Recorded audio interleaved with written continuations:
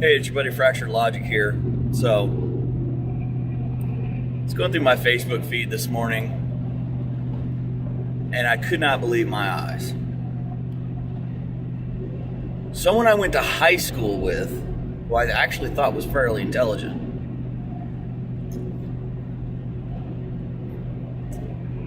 is a flat earther.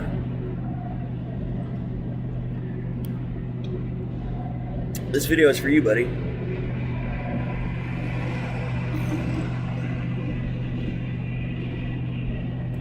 So, why don't meteorites fall up? Okay, there's this thing called gravity.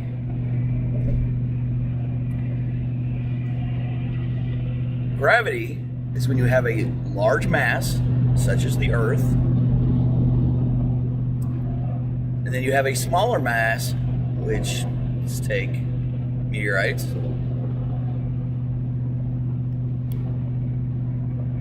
are caught in the gravitational pull of the planet.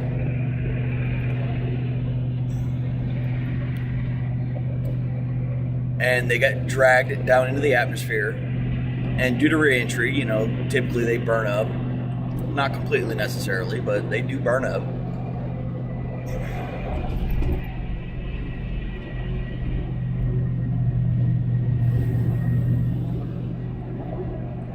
And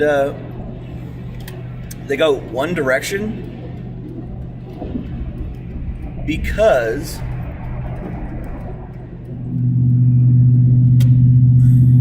of the Earth's rotation.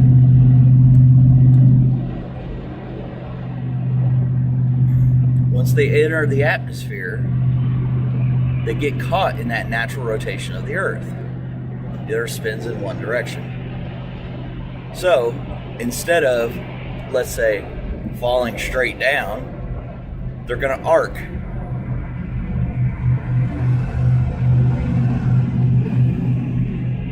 Because we're not talking about objects that just get shot out of a cannon straight at something. Take the principle of a bullet. You shoot a bullet straight, and up to a certain distance, it will hit the target that you're aiming at. But if the target is too far away, you're going to miss, because eventually you're going to run out of forward momentum, and that bullet's going to end up hitting the ground. Same principle. Gravity takes over. Basic physics.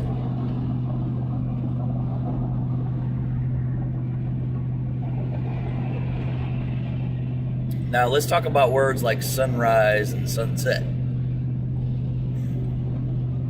These are terms that came about because of the appearance of the sun rising. The sun doesn't actually rise. The sun's moving, but not in relation to the Earth.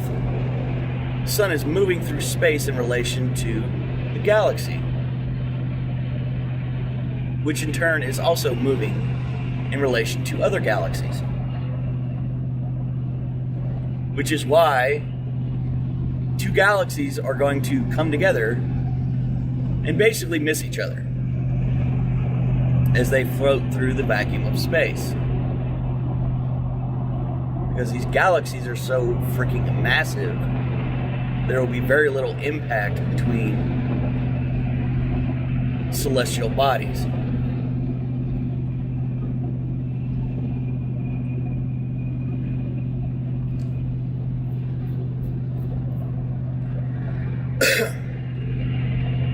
Now, the creation of the universe is still up for debate, simply due to the fact that no one was there. You can't prove Big Bang. You can't prove creationism. So you could argue that, the universe is not as old as people say that it is. And that's fine. There's no conclusive evidence. But I guarantee you hop in a plane and fly at 30,000 feet, you will see the curvature of the Earth. Guaranteed. Because I've done it. Several times, in fact.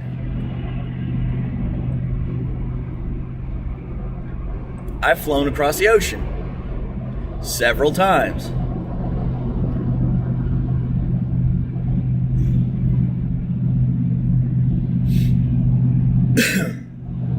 So this whole idea from Tila Tequila, who's only popular because of MySpace,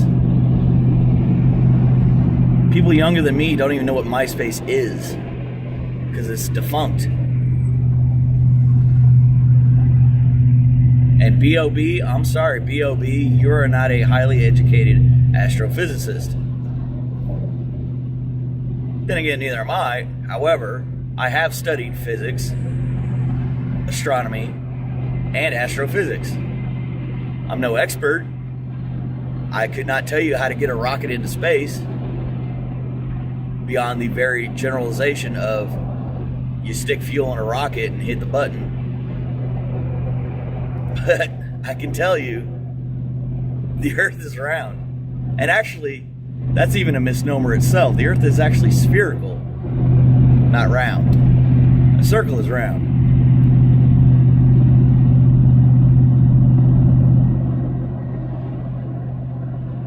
Circles are only two-dimensional.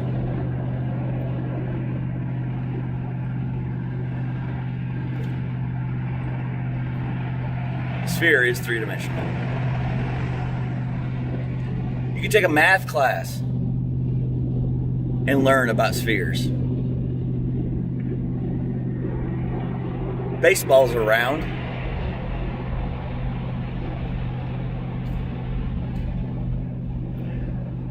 The principle of gravity goes all the way down to the atomic level. All the way down to the atomic level. Because if it wasn't for gravity, our bodies would not hold together.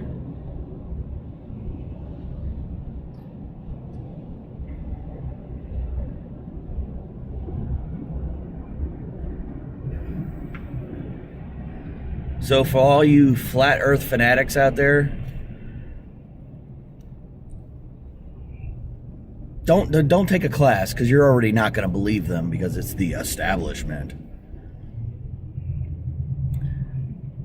Go to a building. Drop a feather in a bowling ball. 10 feet up, 20 feet up, 30 feet up, doesn't matter.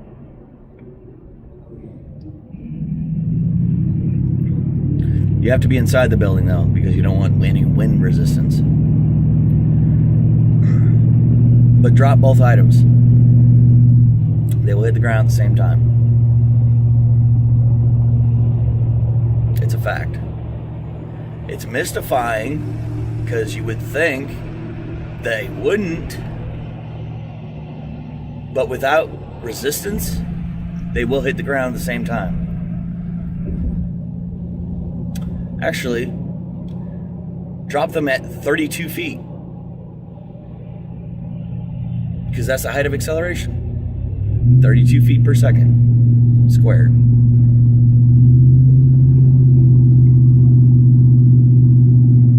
Seriously, try it.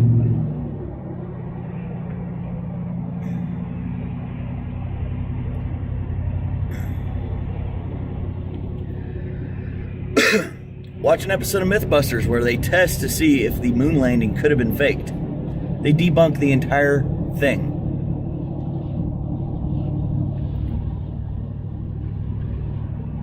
And most of what they test, you can try it at home. You can recreate their experiments, and you'll get the exact same results. Why this flat earth thing has resurged, I don't understand. Because the Greeks figured out that the earth was round, spherical. The Greeks. Long before NASA. Long before NASA.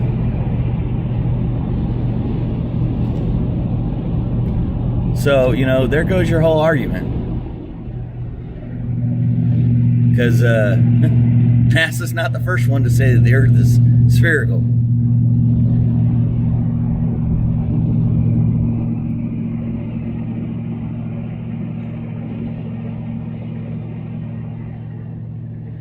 Toodles.